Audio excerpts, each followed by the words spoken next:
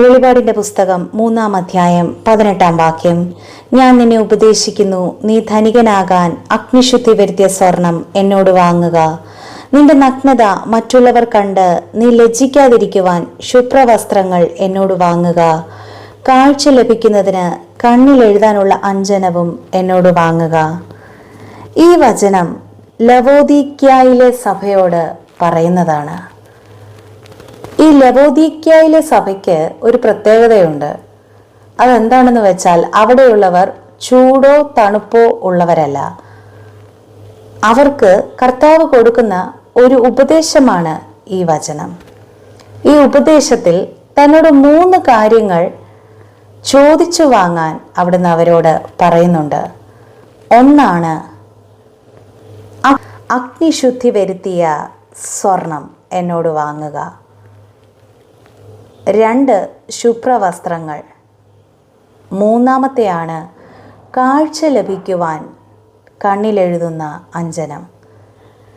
എന്താണ് അഗ്നിശുദ്ധി ചെയ്ത സ്വർണം? വിശ്വാസമാണ് അഗ്നിശുദ്ധി ചെയ്ത സ്വർണം.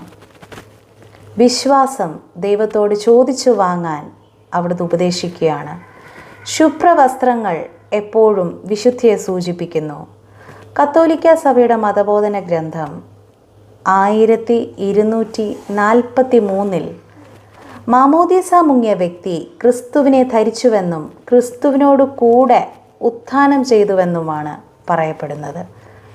അതിൻ്റെ അടയാളമാണ് ഈ ഒരു ശുഭ്രവസ്ത്രങ്ങൾ.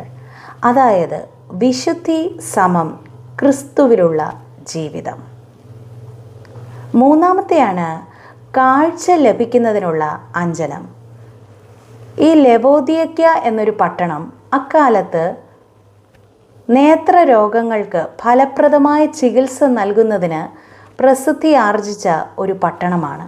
ആ പട്ടണത്തിലാണ് കർത്താവ് ഇങ്ങനെ പറയുന്നത്: നിങ്ങൾ ഉപയോഗിക്കുന്ന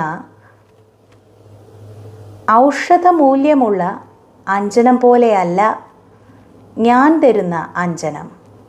അത് നിങ്ങളുടെ ആത്മീയ കാഴ്ച വർദ്ധിപ്പിക്കും. 3 കാര്യങ്ങൾ ഇന്നത്തെ സഭയോടും ദൈവം ഉപദേശിക്കുകയാണ്. വിശ്വാസം, വിശുദ്ധി അല്ലെങ്കിൽ ക്രിസ്തുവിലുള്ള ജീവിതം, 3 ആത്മീയ കാഴ്ച.